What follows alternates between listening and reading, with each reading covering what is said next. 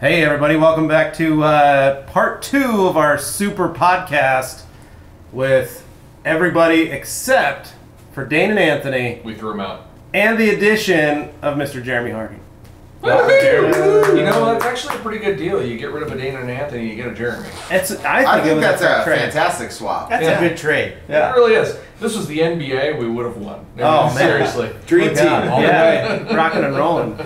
So if you guys are wondering why Dane and Anthony aren't here, they actually are over at Rob Ferretti's doing a podcast with Rob at home. Simul podcast. Yeah. Super speeder. Yeah, super but speeder. But hopefully Rob. not a super podcast. No, this is the super podcast. Yeah. They're just doing a regular podcast, so we don't have to worry about that. So that's good. But we had a pretty eventful day. We all headed over to Detailer's Domain today. Nice, bright, early. Fun drive. Very early. Did you guys have to go through like the neighborhoods? What, through the neighborhood no traffic direct... with the 18 school zones? Yeah. In 2 miles? Yeah, I did that. And all the deer. Lots of deer. There was some dead deer, but... There is no direct path anywhere in New Jersey. You can't. You have to drive through 5 neighborhoods. Yeah, I was very confused when I looked and I was like, well, that doesn't seem too bad. And then I was like, every mile was like, go 0.8 of a mile, turn right, take a left, go 0.8 of a mile, turn right. Like, I was like, what? No, how are we? It's gonna take us 45 minutes to get there. It's only 5 miles away. That's 5 miles. What the heck? Your directions couldn't have said turn left because you're not allowed to turn left in New Jersey. Gotta go right. You must to go turn left, right. or do a clover leaf. We were actually just coming down to meet up with you guys, and I took them through one of the Garden State Parkway clover leaves, where if you want to go right, you have to go up and around and down to go north. Yeah, U-turn if you're going south. So yeah, we did that on the way back from dinner too. It was really great. Did you guys have? Are you guys getting a little bit more acclimated to Jersey driving from the great state of Idaho? Oh yeah, no, yeah. I'm a seasoned vets by now. Well, I'm a defensive driver already. Actually, no, I'm not. I'm aggressive, is what I am. So I don't give 2 shits, so I just go and I take things. Fit right in. Yeah, so I have no problem. You're very Jersey. Yeah, so I'm all right. Now, however, I don't know how Dane did today. Today was Dane's first day driving on his own. He said that was why he needed a shower. Probably why he had to take a shower before he went to the podcast. Yeah, so I don't know. All I know is this whole weekend we've been driving. This whole week we've been driving.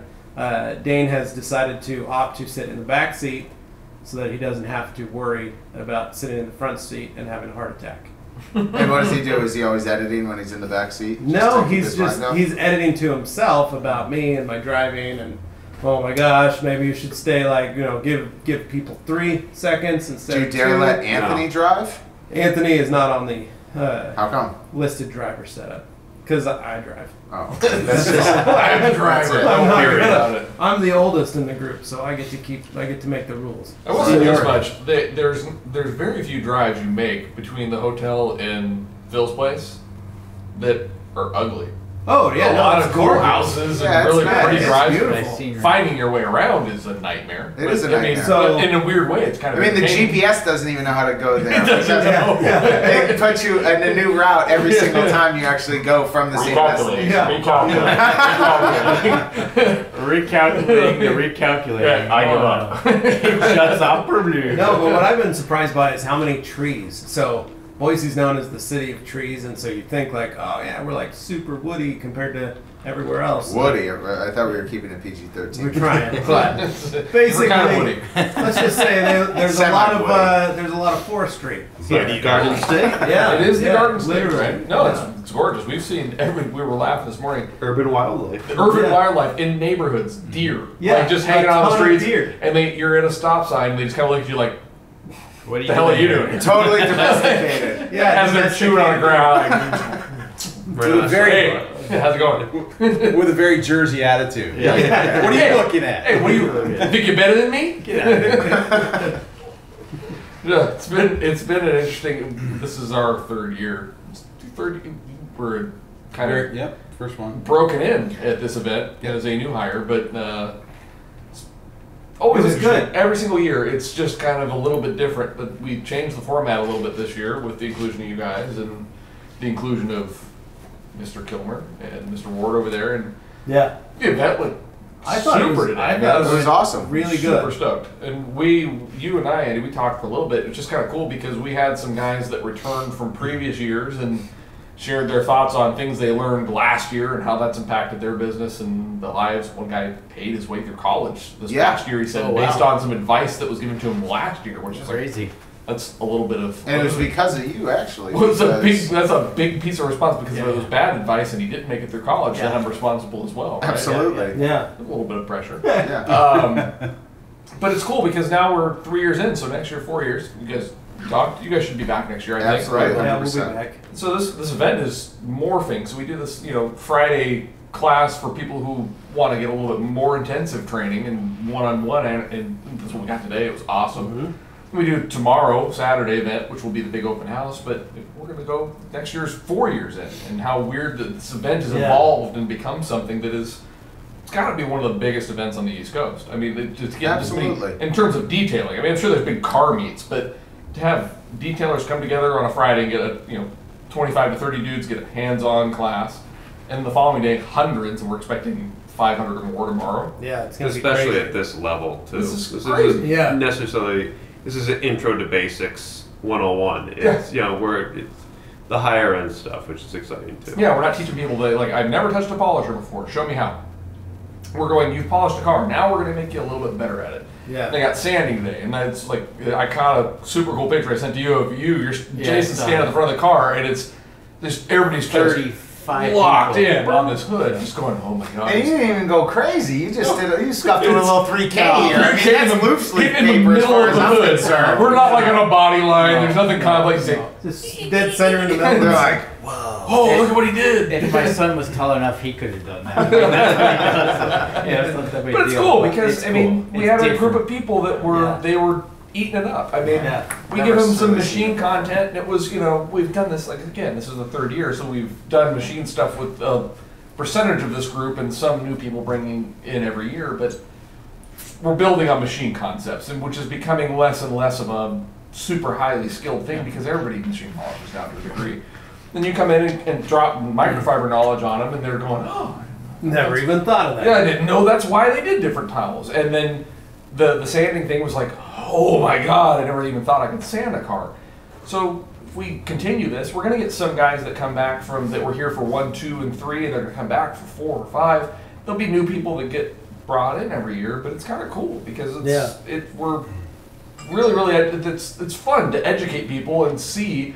We're going to see these dudes next year. yeah. Well, it's a reunion of sorts. We talked about the Shine Supply thing about those guys coming back. Yeah. The event we did last summer, right? It was August of last year. So it's interesting to see these guys over and over and over, whether it's at SEMA every year or another event year. What'd you learn? What did you do differently? Was it good, bad, and different? And most of the time, it's all positive. Yeah. Did you take what we've learned from other guys in our careers, and we've applied it, and we taught you what we, in a very short segment, did you improve? And 90 to 95% of the guys say, yeah, I improved. You get what you put in. Yeah. Don't be afraid. We're not here to judge you. Yeah. If you're not that good, you're not that good. We're here to make you guys better. Yeah. There's a certain level of vulnerability. Because I think we'd all admit in this room that there's a certain level of arrogance in the detailing industry. Yeah. Where people are almost afraid to admit they don't know something for fear of being ridiculed for it. Today we had, the final count was 32 people. We had 32 guys that are professionals or high-end enthusiasts. And a lady. And a lady, I should say. I should stop using the word guys. Yeah. But Because there's more and people- more girls coming into this industry. 32 people. Oh, yeah. Yeah. Showed up. 32 people. But these are 32 people that were willing to admit that they didn't know everything and they wanted to know it. And in the world of social media and all these things, it's kind of it's hard to do that anymore because if you go into Facebook and go, I don't know how to use a rotary. You get blown up. Ooh, Yeah. What do you mean you don't know how to do this? Oh, sanding's so Or, easy. That's why so are you stupid. using a rotary? Yeah, why are you using a Just rotary? learning. So today, I mean, 2 of the most advanced concepts we touched on were sanding with 3000 grit, which, if we're being honest, isn't hard. It's not scary, it's but right. we gotta remove that fear and show them how to do it properly.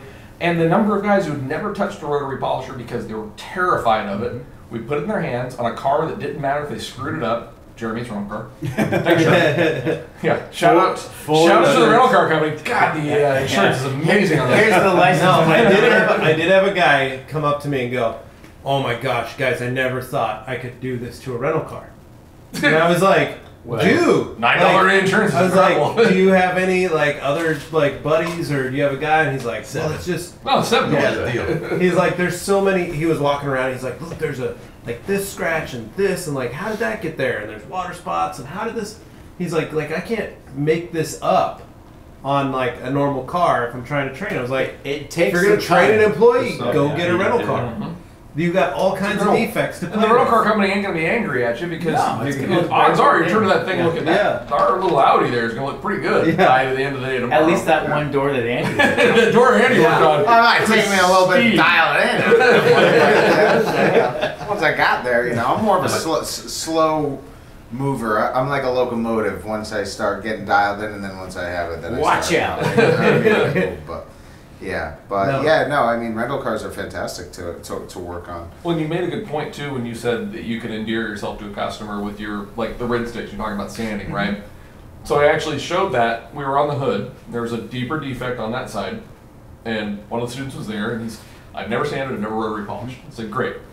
Perfect. You're the exact guy I want to talk to for about 5 minutes. And so I showed him, I said, 3,000 grit. We ripped out, we just put a sanding scratch right on top of that deeper mark, and then I had him rotary buff that spot out. And what he didn't know is I'm sitting there running the timer on my phone, and I stopped it when he was done, and I showed it to him. He goes, what's that? It's 5 minutes, 32 seconds. And he goes, what do you mean? I said, it took 5 minutes and 32 seconds to sand that scratch out and then rip it out with that rotary. I said, you could charge a heck of a lot of money for 5 minutes and 32 seconds of your time by simply being comfortable enough to sand a scratch and buff it out with a rotary. Or with whatever tool. It's going to rip out. 3,000 grit, we could rip it out with a random orbital if we had to, right? And the complete, like his brains exploded all over the wall behind us because it was like, holy crap. Because this is the guy who's detailing all the time. You go, you could make so much money by just spot addressing scratches for customers. That guy's gonna walk out. I hope we see him next year and he has just quadrupled his business. He buys a big. He's He doesn't even detail it. He just goes around with the spot. sanding scratches and rubbing them out. He's like, that's all I do now. I don't even do full details. I Full just details. do spot Spot scratches. scratches, yeah. Spot sanding king. He sits in Walmart and sells the services in the parking Whoa, lot. whoa, whoa. You've taken my lesson and you've gone the wrong way. $50 a scratch. No, The spot sand man. Spot sandman. Instead of at an intersection, when he's, you know, looking at being While people are just sitting there, you know, in Times Square. No, you know, and that go back to the rid sticks. When we came up with that, and it's a very simple concept. It's two materials together. But the idea was not only from a manufacturing standpoint, can we even do this? It's the smallest sanding block, production sanding block on the market by a large percentage as far as I'm physical sure. size. Yeah. So there are some challenges there to create that. So that was part of it, but it was giving amateurs and newbies an idea and just a comfort zone to say, hey, this is non-invasive. Well, it's invasive, but it can be non-invasive. Build your confidence up. That was by no accident. We spent We did that as Figuring well. that Fabrication, those little things. It's just like they did just not wanted to work. And when we went into fabrication, and I talked to our production facility, I said, if you guys could be able to figure this out, you know, it's going to be a project, believe it or not. He's like, I was like, if you could figure this out and be able to get them how we want them, I was like, every other project after this is going to be a walk in the park with you guys. And they're able to do it, and I mean, it keeps on getting better and better and better. But when doing market research while we were figuring out more of the design aspect of it, all of the detailers that we would go to and talk, because as we saw detailers, we're scared to sand and stuff. Where we would put about 100 of Jason's custom blocks out on the table. We'd have 30 guys around there and say, pick which one you would feel the most comfortable with, and every single guy picked the smallest one they could find. And it's just more, they just want to get that scratch out that's maybe, I don't know, a finger length that just drives them a little nuts, and they're able to do it with this scalpel type little product.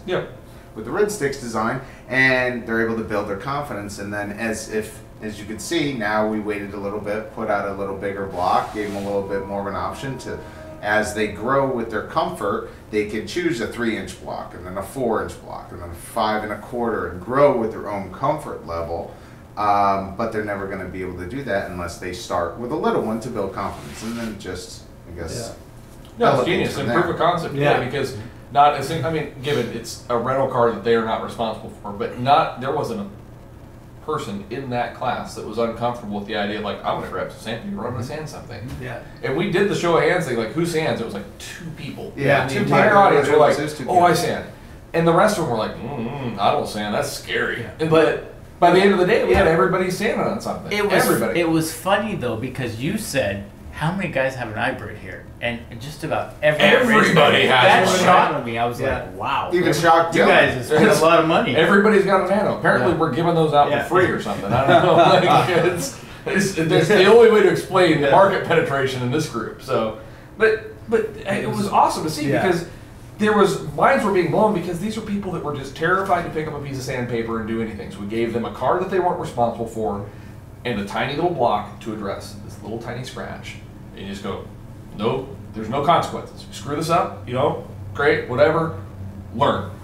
And they all went to town. And so there's very few deep isolated scratches on Jeremy's rental car anymore because we've sanded the crap out of it. But they were just, to see kind of the light bulbs go off for these people. Well, yeah, and that's also why I made that remark of people need to get more comfortable with that. Like, go get a hood at a junkyard. Very important. I mean, it's that's $40. how Jason built me up with my confidence. He said, go get a couple of scrap hoods over to junkyard, sand the piss out of them, blow through, analyze what you did and what you shouldn't do. Just feel comfortable. Get your comfort level up. It makes you a better detailer. Yeah. Because sanding is the ultimate, whether it's good, better, and different. It makes you look at a car differently. It makes you look at its shapes. Yeah. And even when it comes to your polishing techniques, definitely increase too, because you learn more. You're more in tune with the buffer and how the actual pad is skating over certain body lines and where to tip in, out, whether it's rotary or DA, how to fluctuate your speeds and still be able to get around a car quickly but safely at the same time. Yeah. Well, that poses an interesting question though, and I'm going to exclude Jason from this conversation because I know the answer to this. But how much sanding were you guys doing as a detailer?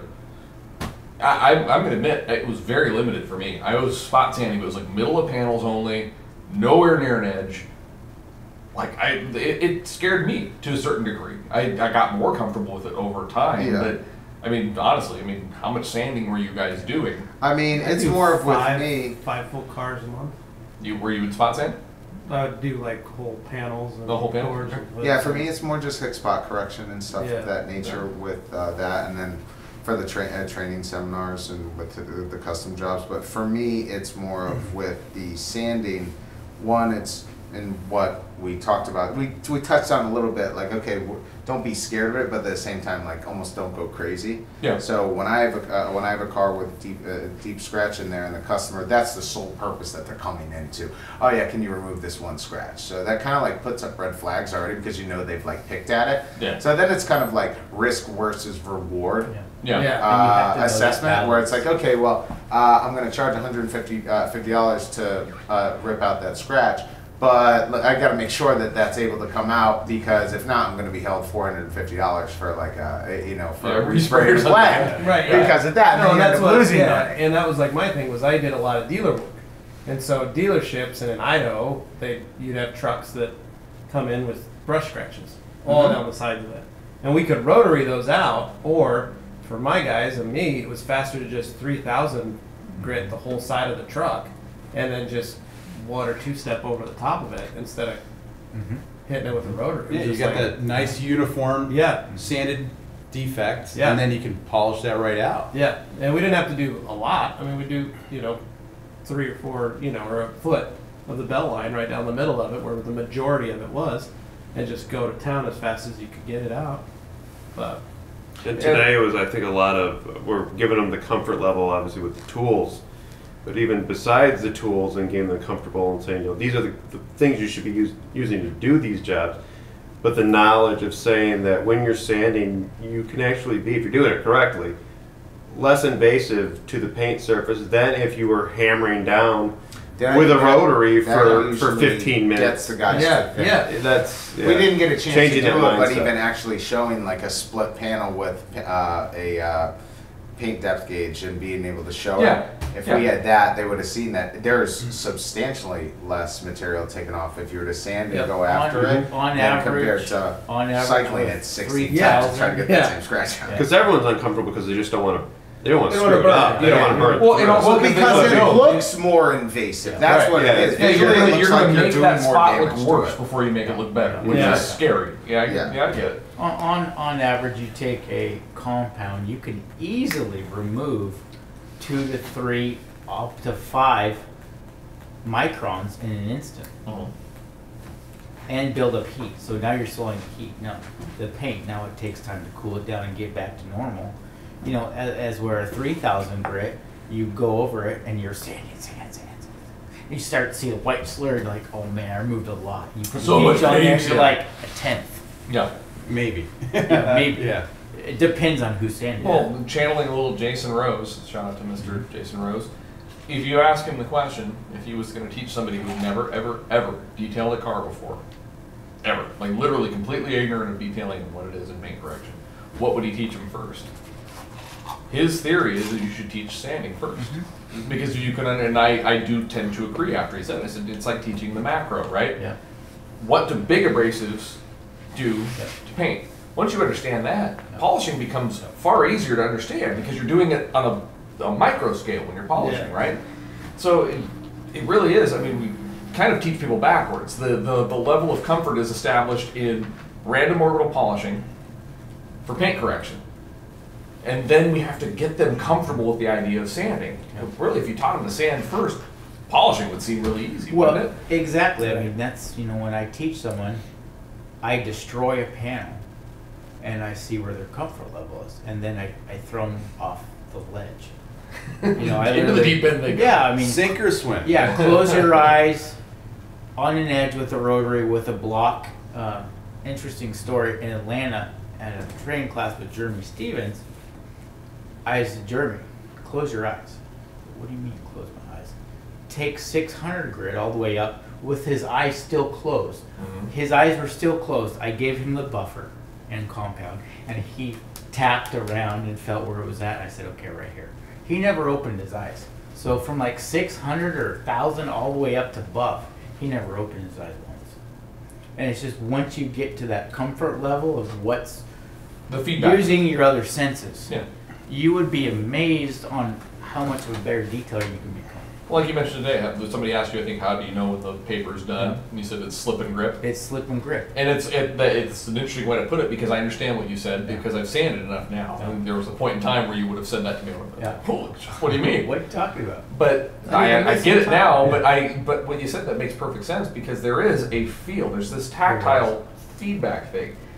To a degree, it's why I have an issue with not an issue. I should say this. It's why I discourage people who are not familiar with detailing away from clay alternative pads. Yeah. Because it removes that tactile feedback. Does, you don't know when the contamination's removed. You just keep on A going. clay bar, though inferior in terms of how much material the surface contamination it removes, It transmits. if you're using a clay bar by hand, you know when that stuff is gone, right? You're rubbing it and go, oh, that's smooth now. You take a pad, stick it on a machine and run it, you have no idea. No clue. No clue at all. So sanding's a little bit the same way. There's a feedback loop that you're going, okay, I went this way and I felt this mentally processed. You have to start to understand what that means, right? It's the same with polishing. There's especially rotary, we were kind of coaching guys on rotary today on twisting the wrist and feeling which way the pad wanted to steer you. Just a slight movement. Let it tell you which way it's going to go, right? So the concept of being engaged with the surface and understanding what it's telling you what's happening. So to sanding or rotary polishing or anything. Or anything. That feedback that you're getting tells you, should I continue, should I stop, should more or less, faster, slower, whatever it might be. Learning that, what it means, is almost more important than actually learning the process itself. Because once you understand what those feedback loops mean, you can adjust. Well, yeah. You're not paint by numbers. Yeah, and one guy today was polishing, and he was so focused on his standard figure 8 pattern. Let's do crosshatch. Yeah. He was forgetting everything else. Yeah. Yeah. He was more focused on what actually was, what was the polish telling him, what was there heat, was there, he was so focused on trying Making to sure get he that had his perfect pattern. figure 8 pattern, he had forgotten everything else. Yeah. Well, it's easy. I saw plenty of guys pick up a rotary today and try and do crosshatch pattern. On a You know, you're very typical in putting downward pressure. It was the Porter cable process all over again, right? You know, 8 to 10 pounds of pressure. I must do this many passes this way and this many passes horizontally, and then I'm done. And I had to tell them, guys, you're shaping a panel. Think about it, you're sculpting. If you were to carve this car out of a solid block of clay, that's the way you're moving that polisher. It's the way you're moving that sanding block. Ignore it, the excuse me, the crosshatch pattern, X number of passes, 8 to 10 pounds of pressure thing with the Porter cable made sense, and it was a training mechanism. It wasn't functional. It didn't actually, that wasn't how you did it. It was just to make sure you didn't screw the process up. Yeah. Now we're trying to get people have moved past that, but they were kind of stuck in this weird in between where we're moving past these rudimentary, you know, it's the acronyms for remembering your multiplication tables and things, those are gone. Now you need to start to understand what's happening and learn that when you're running the rotary, you're going to try and Watch your product. Yeah, you're watching. Pay attention to what's happening. Yeah, It's you not gotta paint look by- through the pad. You gotta it's- see the paint. It's It's like not almost paint by when you're numbers. driving, it'd be similar if to cross-hatching is when you're driving and you're watching just your RPMs and making sure that you're at the correct speed limit, but not actually looking At the a road. quarter You're not mile watching down the road. road. Perfect. Yeah. No, that's exactly it. No, and I like, so when you got down on that door today, one of the Oh, I gentlemen- just scribble like an animal. Yeah, and I'm one the of the- first person to Yeah, say. cross So hatch. that's why I tell people. So, They're like, I will "How do tell you you- polish?" I was like, "I polish like an absolute idiot." That's So, get ready. Full disclosure, Andy. I told Jason this. That's how I polish. That's how I'm like you guys. Yeah, And just scribble. Watching the two of you work when we were in Florida, Yeah. I was like, oh my gosh. I'm not an idiot. I'm like, maybe I am, well, yeah, but I was like, They are too. finally, someone who polishes like me. Yeah. Because that's how I do it. Yeah. And my guy Matt, same thing. The two of us, we throw down a cart. I was like, that's how Matt and I work. Like watching the two of you guys on a hood, that's how Matt and I go down it. Sure. And so it's funny because I was standing there watching it. You started rolling, and the old man next to me was like, What is going on? he goes, holy crap, he moves fast. And I was like, I go, when you get the science down of how to polish and you can actually see through the pad, that's kind of what you start doing because you're focusing on what the products actually do. You're not worried about strokes. You're not- yeah. It's not, And now And it's he was almost like, when you look that at makes stuff so like much that. sense. And then Right. he stopped what he was doing and turned and just watched you work. Yeah, kind of just like, well, because But he and started noticing it. He I was like, learned this "That from makes Jason too. Is when we initially started hanging out and just doing really weird, creepy things. Not with each other, but you know, Well, talking- with each other. And then when you were right, doing but it- not like with each and then when you were other. doing know that, what you detailed cars. Okay, cool. right, yeah, you know what I mean. But where one of the biggest things that it always sticks with me is that you can't look at a panel as a panel. You have to look at all of the shapes within that. Right. So if Yep. you see a certain, you know, it might just be a quarter panel, but you know, there might be 25 different shapes Yep. within that, and then 15 shapes within those 25 Right. shapes. And I can't even imagine going back to. Could you imagine trying to 2 foot crosshatch squares, a car? 2 foot squares in I these feel like it would random take days triangles. to do it like Well, and that. that's the thing. It's like I get it. I have coming from selling in the consumer realm as I have in my career, right? It made sense because it was a training mechanism, Right. Because to explain the concept of polishing a car was already complicated enough. Because people are like, oh my god, it takes all the clear coat off your car. Well, Right. no. Let's go ahead and dispel that myth now. But here's an easy way for you, Mr. Novice, to understand this. So we trained everybody to do that. And for some reason, that has continued. So you see so much of this, it must be cross-hatched all the time. I'm sorry, but unless you're polishing a Scion XB, it's not a square. Yeah. So to Did do anybody, a notice, crosshatch, did anybody notice Anthony polishing today? I didn't even see Anthony over there polishing. He was over there working right before we left, and I was like, how you doing? And he's like, he was good. And he was doing the steps that I've been showing him. Yeah. On how to- he's starting to The get it. scribbling? And he's not focusing on making The sure he's crosshatch. got that 2 foot Yeah. crosshatch like he used to. yeah, He's I gotten must go more and up more and down 3 comfortable. times and back and forth. He's 3 gotten times. more and more comfortable, and he's now seeing through the clear coat or through the pad, through the backing plate. He can see into the paint. He's watching what he's getting done. It's a hard concept to teach. It is. It's funny because we spent so long teaching people that crosshatch and pressure, and this is how you polish with them. And not harping on And now we're steering but the back porter away. cable was the standard, and everybody was taught on that. And now we have to try and break an entire training cycle for everybody and go, now ignore everything we taught you and pretend that doesn't exist and pay attention to the shape of the car. But see, it's so far Well, it also gone depends on when the it movement comes of the down to it. machine. It's that the beast, feeding the beast again. We talked about feeding beast last night. Is that it's one person teaching the other person who's teaching the other person teaching the other person of that cross-hatch mentality, right? That it's so saturated into the World Wide Web. It's crazy. So new detailers coming in, the guys looking to learn and watching these YouTube videos and stuff, and everybody online, is that before they even come to a first training session, they're already locked in on the crosshatch being the 8 to 10 pounds ultimate of pressure, 2 foot by 2 foot section. 8 to 10 pounds of pressure. Get ready, listeners, that I'm going to blow your mind when I do Dane's Volvo. I'm not going to be cross-hatching all the panels. 8 to 10 years ago, every major company had some sort of manual. Yeah. And it was a... Yeah, it was like a snake and stuff. You know, and it was that everybody did. Well, and this is how you did it. Even to the point that body shop guys, when we do training courses with painters, they've learned the crosshatch. Rotary guys who go with the panel, all of a sudden think that the DA, they have to start doing the crosshatch. It's ridiculous. We've ruined the industry with 3mm DAs. I mean, Travis, Jeremy, myself, the whole RUPES team, we're up against this because it's amazing how many people you do encounter in these training sessions that are taking large orbit polishing and applying small orbit polishing technique to it, and they wonder why my pads are blowing out. I can't get results. It's like, well, because one, you're leaning on it. 2, you don't have to crosshatch. 3, this is a completely different animal. Forget everything you learned. We're teaching you. Yes, they're both orbitals. Why are they different? You have a house cat, and this is a tiger. I mean, it's like these are different things. And it was good at the time. It's weird for me to think about. I kind of nerd out on the sociology of detailing, right? We had to teach everybody to polish with an 8mm 5/16 inch throw DA to get them into the polishing world. Right. Now that we've done it, we're trying to tell everybody, forget everything we told you, because that's become irrelevant. There is no reason to do that anymore. It's not effective.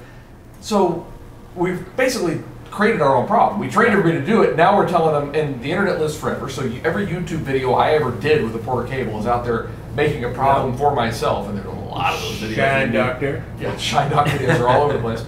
But now I've got to go untrain people on all the things I told them to do in a video, and there's really not the concept of time and space doesn't exist on YouTube. Like, people don't look at the date of when it was uploaded, like, well, I watched a video last week and you said do the crosshatch. I'm like, well, I know I said that. That was 10 years ago. It was posted 10 years ago.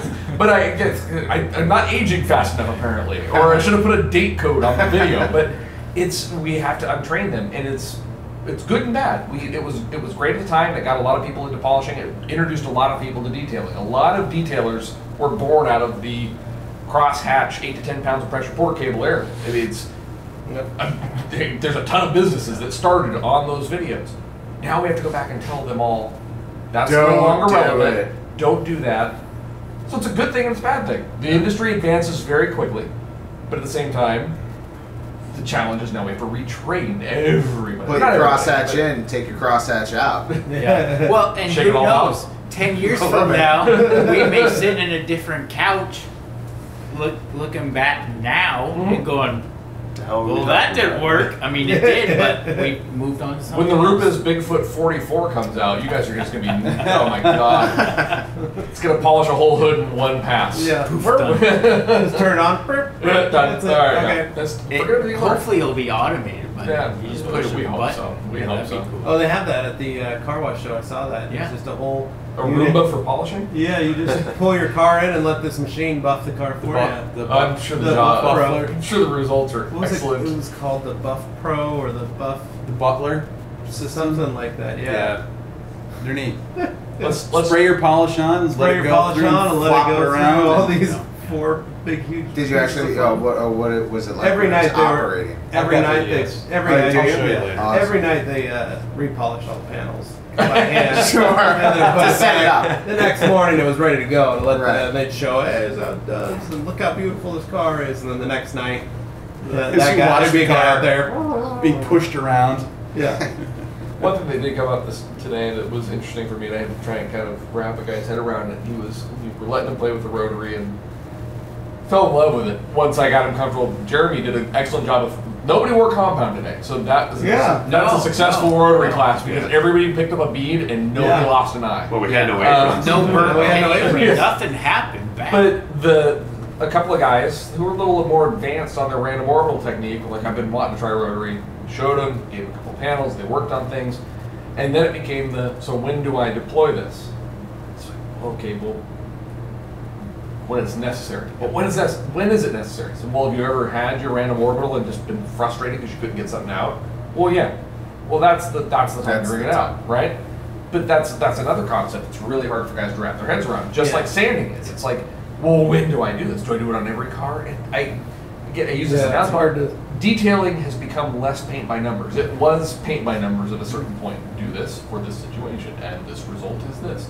Now we've given people so many options, which is great, but you have to be a conscious observer of what's going on. So sometimes you sand, sometimes you rotary, sometimes you don't do either. You just grab your DA and go to town, right? And that's been dependent, like I touched on today. The paint systems have changed drastically, so rapidly that has caused us to use Bigfoot tools and long stroke overalls and different pad systems where you would never think about putting a wool pad on a long stroke DA or a gear driven machine. Yeah. Years ago it just didn't work. Hell, last year it wouldn't have. Yeah. Not a big deal. It wouldn't have worked. Yeah. But with the paint systems and technology and just goofballs like me and Andy that test stuff to the 9th power, you're like, wait a second, it does work. Why? Yeah. Let's figure this out. Yeah. So it's really interesting. That was fun. I mean, today's class was all of us got thank yous. I'm sure you got a lot of thank yous today. Yeah. Oh, thank you for coming out. This is amazing. And tell one guy, he's like, I appreciate you guys doing this so much. You know what? Let's be honest. It's my job. I have to be here. I don't have to be here. I choose to be here, but I'm here to represent RUPES, just as Travis is, as Jeremy is. You guys are here to represent KXK. Levi and the guys are here to represent Rag Company. I learn a lot from these events because that one-on-one engagement and kind of getting a feel for what guys are doing and what scares them, And what they're gals. comfortable with. Girls, these are guys. You're gonna get it. Stop Maybe that. that's tomorrow. There's going to be a nasty feminist letter. protest against me on podcast. Dylan, I'm sorry, we can't have you People. Yeah, sorry, the pressure from the feminists, they want you out. But I gain as much as I think the students do, if not more, because it's a really cool exchange you get. They get this download of you dump a bunch of information on them. Whatever sticks, right? Yeah. But the upload I get is I learn about what they're scared of, what they're comfortable with, what they're challenged by, what they're confused by. I learned a lot today about just simply how absolutely lost in the world of tools people are right now. Yeah. Well, and I'll say what I like about this is, unlike you guys, where you've got, Jeremy, you were from this area, you now run the national sales. Right. But Travis, you're now in charge of this area. Mm-hmm. We don't have an area guy. And you Your guys area- don't your have area- an area We are the area guy. Every area. Yeah, What's I the know a name? guy who knows a guy, these guys. But that's how we are. But for us to be able to go like, we come to Phil's to do this and go, gosh, I really hope, like all our social media, all our stuff, people tell us all the time, you guys are everywhere. You've got, like, you're doing great. You're doing awesome. And we're like, are we though? Like, on the I other feel side like of my the country, contribution to your podcast is well, doing something. that is amazing. So, but are we getting that It's the message. that market penetration? Yeah. Are people buying our stuff? Like, being able to go to events like this to meet with customers and see that kind of stuff and have them go, oh my gosh, dude, I download Detox on YouTube every night on my drive home, and I listen to it through my car and listen to you guys talk. I love it. It makes me it gives me a chance to like think about stuff and figure out, a way to handle the business. Or, because of this podcast, this is what I do when I'm working now. I enjoy this. Or I just bought a bunch of your towels. Did I make the right purchase on this towel? Because now I'm here and I saw this towel. And it's like, Wow, thank you. This is good. We have East Coast presence. Validation for your activity. Yeah. If everybody came up and said, "Who the hell are you?" Then you go, "Man, we should stop doing the podcast." Yeah. Well, Jeremy's turn to talk. So it's it's validation. Every time that we get out in the field, we get to do events. We talk to the customers who we're trying to design things for. Right. Exactly. They all have problems. It's our job to figure out what the solutions are. So whether it be tools or compounds, pads, microfiber, towels, it's sanding solutions, it's tool holding solutions, whatever the case is, without us getting back in the field, we don't get that feedback. We don't get kind of like a little bit of our reality check. Yeah, right? yeah. Well, I mean, we're all detailers, but we all do kind of been out of business a little while. We've all been kind of doing this now. Right. So it's awesome every time that we're able to get back out in front of customers.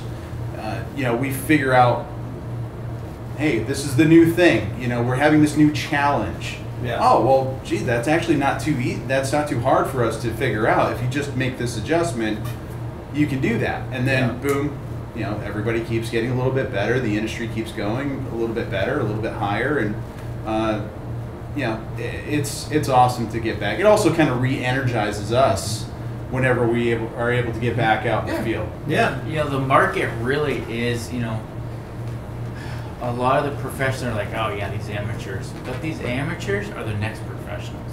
Right. Those are the guys that are going to bring our companies up in the future. Yeah. We were all the people that are attending these events. Yeah, you can't. Actually, they didn't have these events. When I was around, they didn't have any of it. I would have no loved social it. media. Could you imagine? There's no YouTube. Oh my gosh. There's nothing. It was a school of your hard knocks. Yeah. If you're lucky, you got on forums. Well, if you were lucky, you had a jobber who knew more than you. Exactly. That could help you out with stuff when they show up to bring you product. But it's the amateurs and the weekend warriors that I think, as an industry, we really need to focus on, because that's the next generation of professional guys. Yeah. There's some percentage of these guys that are. Some of them will never do anything other than their own car, right? And that's fine. That's they're fine. still buying stuff. Yeah, They're still when you're enjoying also it. you can be a highly skilled enthusiast. There's plenty of guys who. There's too much of this kind of just crap all over the guys. Well, he's not a professional. He does his own car.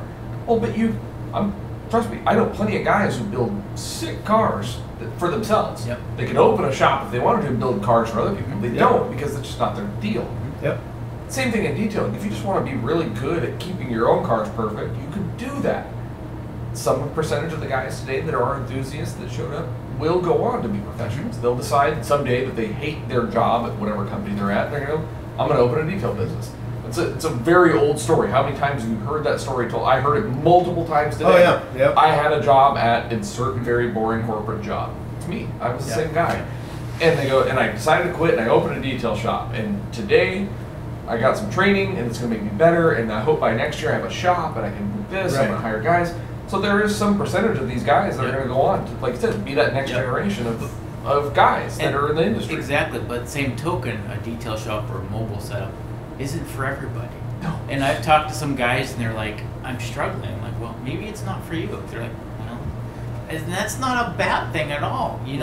Somewhere in this industry, guys, there's, oh, I'm not a professional, I'm not this, I'm not that. Well, show of hands. It doesn't matter. Are you having fun? Are you doing a good job? Are you trying to learn? I don't even care if you're good or bad. That's indifferent. Show of hands. Who in this room is buying their Bugatti this week? Yeah, exactly. Right. None of us. Nobody gets rich doing this. You do this because you really enjoy it.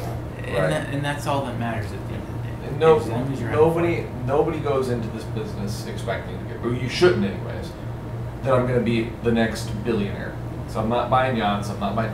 You do it because you really enjoy it. That's why I do it. It pays the bills. I make a good living for myself, and I've been in it a long time. But there's a lot of other job paths I could have taken that would have probably paid better than what I'm doing now. Marketing manager for a company that sells car polishers. It's not exactly. I love it, but I'm not getting rich doing it. Selling sanding blocks ain't gonna buy your Bugatti either. No. Well, but. There's still time. Bugatti branded. It's a lot of blocks though. The Bugatti branded blocks are going to be coming soon. That's right. Bugatti. You have to really be into it. You have to care. You have to love it, because it's not get rich quick. It's not even get rich. It's neither of those. Not get rich and not get rich quick. It's probably provide for yourself, and maybe you can carve out a cool living for yourself, where you pay for your house, provide for your family, and do something that you're passionate about, which I'd rather do. I'd rather be happy with what I do, right? Yep. But it's a labor of love. You've got to really care to be in this business anymore. Well, and I think everyone that took the class could go away today saying something positive about the class or individual. I don't think anyone there will go, oh, well, those guys are not very, they're jerks, and the stuff sucks, and I'm never going back. I don't see that happening. Well, at least they got a decent lunch. Yeah, they got a decent I was talking about that lunch. Lunch was pretty much. Kimchi Smoke ridiculous. was killing it with the sandwiches and the brisket. The brisket was amazing. Oh. Did any of you guys close your eyes when you ate the burnt ends? Because I did. I did. It was amazing. It was just amazing. like disintegrated. Smoky deliciousness. Yeah. At one point, Levi looked at me and said, "Just hold it on your tongue, close your eyes, and just savor it. Yeah, let it melt and savor that flavor." Yeah, and then you looked at me like I was a weirdo. And then I did it, and then I understood exactly where you were coming from. okay. It was really that good. Yeah, it was crazy. It was really crazy. So there's at least one reason to come out to next year's, the fourth annual food, next year. Yeah. Come out for the food. Yeah, it was good. Or just come out for lunch and then leave. Yeah, that's interesting. Sanding and polishing, super. Where's the food? Stop by at 12, go on by 12:15. Yeah, but there was a guy, that older gentleman. I asked him. I was like, so him and his son were there. His son's a detailer. I asked him. I was like, so are you an old? The guy knew his stuff and knew old detailing more. Yeah. Old He's detailing been to skills. every event, by the way. And he said that. He's like, I come every year, and this is what I do. And He I even was goes like, further back than that, because he used to come when I came out for the Adams event. and he said that too. Yeah, he goes, I didn't remember when Dylan was here for the Adams event. Yeah, and I was like, so you're not a detailer, but you got a lot of old knowledge, old knowledge. Encyclopedia. And he's like, 68, this came out, and I was like, okay, so what do you do? He's like, I just always keep my cars clean. That's it. He goes, I got a little 10 by 12 tent. I set up in my driveway. I got every type of polisher. He goes, I got all my products. I get out there. I start. This is what I do. That's how I relax. I clean my wife's car, my car. He goes, I taught my boy how to do it. Now he's working at BMW doing this for them. And I was like, wow, that's impressive. And he goes, and then my neighbors come out and they ask me to do something. I tell them $200. And they look at me like I'm crazy. He goes, and I go, there's a reason you're walking up to me though, because you're jealous of my cars. Yeah. He goes, that's what I do. And he goes, I like it. And I'm an older guy, and that's what I enjoy it to relax. And I was like, just because he does it, he's that's enjoying it. That's awesome. And then because he enjoyed something, his son does that. That's what his son does. And I just think that's it's kind of neat how that kind of worked. Yeah, I have seen him every year. It's funny, he just But he wants to grow. He absorbs it. It's a hobby. Well, and we're working with him with the polishers, and there's a couple of aha moments. Just he's an older guy. You go, man, you are really, but he's hyper enthusiastic about it. And his son's there, and he's, get over to try this. And his son gets on, so it's cool. His son is doing it from a very real occupational perspective. Like, this makes me better. I can go to the BMW dealership and be better at my job. His dad's just into it because the guy likes shiny cars. Yeah, he was like, when he was using the rotary, he was getting it, and he was like, to his son, hey, come over here, try this. He's like, oh, I'm good, Dad, I'm good. He's like, oh. Hey, I mean, he was very insistent. So for all of these classes that we've done there, and for all the classes that Ray has been to, this is the very first. Ray, Ray, and Ray and Chris. So shout out to Ray and Chris. They've never used rotary tools before. So the one beautiful thing about the rotary polisher that we have is we can crank that all the way down to 450 RPMs, and it loses a lot of that fear factor. Yeah. And you get a little bit more comfortable, and then I have them start bumping up the RPMs, and next thing you know, we have them within a few minutes, they're up at 1700 RPMs, and they're polishing away. Yeah, and they're going, no. Yeah, and they're it's a nice way to build a stepping stone. Yeah. We get the polisher up to speed 3, and that's around 950 RPMs, which is, on other tools, that's the lowest they'll go. So there is a nice little advantage that we have there to the RPM curve on that tool. All these guys were just lock it in at 450 RPMs, start playing, get their comfort level, we give a little guidance, and then we start cranking up the speed. was beautiful. Well, it's weird because you get that guy turned on a rotary. There's like a weird kind of like ooh, because it is so because it's so smooth. Well, and it's also it's smooth and it's like I made the analogy. It's like you're kind of sculpting a panel. There's this kind of carving effect to what you're doing. You're riding contours and the tool's kind of doing what it wants to do. And Ray was he was very enthusiastic about rotary after his couple of seconds with it. I think there's one more factor in there, which is, you get over the fear factor, and you hear this, the rotary has developed this pretty bad reputation for being a damage monster, hard to control and everything else. And, within a few minutes, they've tamed this. Yeah. And they're no longer fearful of it. And now the wheels are turning. What can I do with this now that I've got a little experience? From good to bad. Yeah. So there's a little bit of, I think, maybe a pride of overcoming this conquering reputation. Fear. Yeah, exactly. Fear, right? Yeah. Building stepping stones. Yeah. Same thing with sanding, right? Yeah. And so we did two things today. We dispelled the fear of rotary and the fear of sanding for 32 people. Yep. It's a small percentage of the population. I think we gotta start somewhere. No, you gotta start somewhere. And if we do this at amazing 32 people at a time, like a great couple thousand classes later, we will still have not made much of a dent. But we'll all feel good about ourselves. We're trying. Yeah, I was also happy to see that there was enough interest in what we did in microfiber. Yeah. Where people were like, "Oh, I didn't know that. Didn't know that." And what I was teaching was very basic stuff, like we literally call it microfiber 101 because it just tells you the basics of it. But I thought that it was great. Amazing how many guys were like, "Oh, I didn't realize." Okay, and then they came over to the table and I had all the towels sitting out there. They started touching and feeling, asking questions. Okay, so we're talking about this week. Which one's that one? Double checking, and they were like, "This is what I use every day." I didn't know that's what it was called. You guys have a unique challenge in that end of the business because the material's all microfiber, right? It's all microfiber. Each weave and blend. But each is different. weave imparts a different type of performance or a different reason that you would grab it. So that's an educational challenge. So it's all microfiber. Yeah. Well, yeah, but there's herringbone, there's this weave, there's that weave, there's the loop weave, there's twisted pile, there's this. So it was valuable for you because there was a lot of ahas in your presentation where you're like, holy crap, there's more than one. Yeah. It's all. I thought it was all microfiber. Yeah. Microfiber is just a thing, and they're all the same, right? Yeah. But it is, and it's It fun. worked though. It was good. It's super fun because when you're introducing people to a concept that is not, like I said, it's not complicated. This is not advanced stuff. This is microfiber 101. But one of the guys was like, "Yeah, I've had a guy who literally told me when he came to get his car picked up, I was showing him like I was wiping with some towels." And I said, "I saw that you have some Home Depot towels in the trunk." And he goes, "I hate those towels. Why are you using one of those microfiber? Like, why do you like using those on my car? Like, they're the worst towels." And he's like, "I never understood." He said, like, they don't absorb anything. Yeah. He goes, "But it was until I learned what you said that, like, it's the blend of the microfiber." Yeah. Who knew? Yeah, and I was like, "Wait, yeah, that's how it works." Pretty much submerge these in a bucket of water and they'll come out dry. Yeah. 100% polyester. Dries like that. They came out just like they went in. It's so weird. There must be a coating on it. These are good. Coat that world. Oh God, That was last night. That was last night's That was podcast. last night.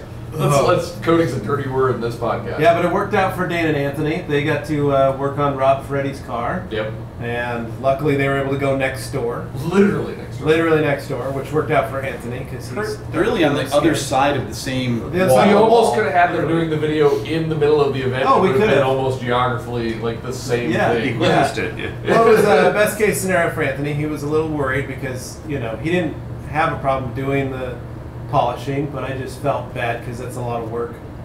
For, he is a good detailer, but he's not a everyday, all day. He's never done it as a business. He doesn't do it as a business, and he doesn't, he's not like some of us that have sat down and done 3 or 4 cars in a day and got it out. He's one car and a few cars.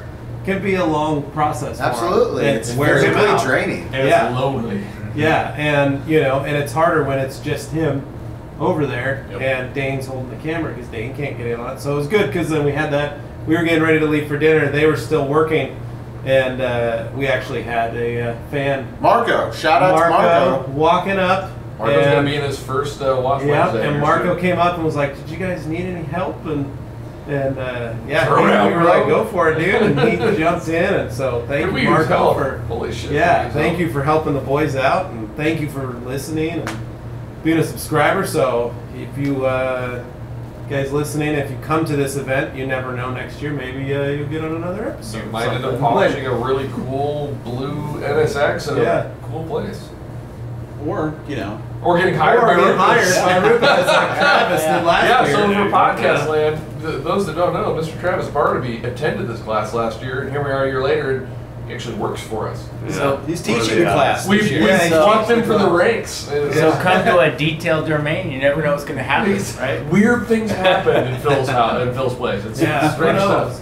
Then we had a kick-ass dinner. Oh, Rad little restaurant, Was 14th it- and Hudson. Interesting drive to get there. It was interesting. Very couple interesting of turns. very hard Perilous. rights. I thought we were gonna scrape and get stuck, and you Man, guys it would have to died. come back around and pull us out. But Phil made it, and yeah, it was good though. That food was amazing. I'm still A little full. still stuck. A little full. Yeah, Was it 14 in Hudson? 14th and Hudson. Yeah, Yeah. Okay. We'll, Yeah, that was we'll use cool. this shot on the podcast. For yeah. next 14th year. and Hudson. We're gonna come back next year, so be ready for us. Thank you, Jolene, for taking care of us. I feel like we've covered a lot of ground. We're at 57 minutes on this, which is just right. So, Hey, look at that. rock it out. Thank you guys for being a part of the Super Podcast. Super podcast part 2. Thank you for Engage. The listening. redemption. If you are listening on iTunes, Shout Engine, Stitcher, all that good stuff, make sure you comment or leave us a review. Share it. for Appreciate crying out that. loud. Share it. Send it to your friends. Maybe you and another friend haven't come to this event. Maybe you've been thinking about this event. You should definitely come next year.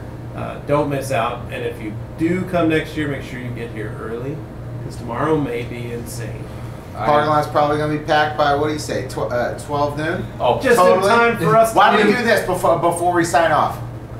Do Let's say a number. guesstimate of how many people are going to actually be there. One closest kicks Phil in his balls. Ouch. well, I do that anyways. But so I'm going to call us. We're going to be capped at 512. Dylan von Kleist. Dylan von Kleist, 512. And I only say that because that's basically that would That's be what you're- everybody and their brother and every street nearby being filled with cars, and it's going to be hard. But 512, I'm going to call 512, and it would be our biggest year yet in 3 years. So we've gone a couple hundred up every year. 512 would be a good accomplishment. Anybody else? I bid $1. Okay. Thanks, That's Bob. how this goes? Yeah. Then I say 5'11". You're at 5'11"? You son of a... So closest to the pin kind of thing? Like What do you think, Winger? I'm going to go 550. 550? I mean, I'm shooting for the moon. thinking I'm going 1,000? 778. He's like, all of New York City's 71. coming. All right. I We'll think, say there's- this, so- I think, and the way that I'm doing my math, guys, is that if He is good at math, 532, by the way. I'm okay. I'm not No, crazy. you're I'm great not- at no, numbers. calculus or whatever. 528 RSVPs. At 528 RSVPs. Personally, like I told you guys today, I don't RSVP. I don't RSVP. I just show up. So if we take about 50% of 532, we'll be right around that mark. Let's hope we can find parking for all of them. Well, it's But not going to be our Not job. all That's at the going to be same time. The moral of the story, podcast land, is that this event has become the biggest event on the East Coast for detailers. Yep. When you find out about it next year, we do a training class for 25 to 30 people. If you want one-on-one access to people like Levi, like Jason Killmer, like Andy Ward, like Travis Barnaby, like myself, like Jeremy Harding, Yep. like Larry Casilla from Ammo. If you want it, you want to pay for that advanced class on Friday to get in and get some one-on-one coaching. If you want to just come Who and knows who meet- else we bring next year? This gets weirder every year. My hotel room is going to have to get substantially larger to do this podcast. We got the budget for Yeah, that. we do. Well, we do. But so, and if you can't make it to the advanced class, you definitely want to be in there for the open house. Think about you, and last year was 400 other detailers and enthusiasts coming and showing up, and this year we Yeah. got some special surprises. John and the team from Swag Rides is bringing out their SEMA vehicle. There's exotics, there's Euro tuners, there's all kinds of cool cars. So even if you're not into detailing, you can show up and just take pictures of really cool cars all in one place. If you're into detailing, you get to walk around and ask questions of what I would say is a leading group of experts on certain aspects of detailing. You want to learn about polishers, we got you covered. You want to learn about towels, Levi and the crew are here, they can teach you. Jason and Andy are here to teach you about sanding. You can ask these questions in a kind of a casual environment. It's a cool meet and greet, and it's with 4 or 5, maybe 6, or to Andy's estimate, 700 people. Exactly, 778 people that are like-minded people that want to be better at what they do. Whether they're an enthusiast or a professional, it's just a fun afternoon. The weather's going to be fantastic tomorrow, so I look forward to listening to this podcast after the event. And laughing maniacally. Laughing when it hits 800. And oh, Aaron was wrong. Yeah. Well, hopefully we have a crazy day tomorrow. I hope so. It's going to be insane. And thank you to all who are going to come out and be a part of it. If you've been a part of it, you're listening to this. And for all those that missed out, you need to come in next year because this is wild. So thank you for letting us all be a part of it. And thank you for inviting us, RUPES. Appreciate that, to be able to do that. Thanks to Phil. Yeah, and having Phil having us all here, that was even better. So are we getting like 30 pies tomorrow? 30 pizzas? 30 pies tomorrow. That's actually the better bet. How many pizzas can a group of Phil 500 said humans 30 kill? will handle it all right. A lot more than 30, I'll tell you that much. Yeah, we're going to need more pizzas. So, anyway, again, download this on iTunes, Stitcher, Shout Engine, all that good stuff. And, yeah, thanks for listening. Talk to you guys later. Bye.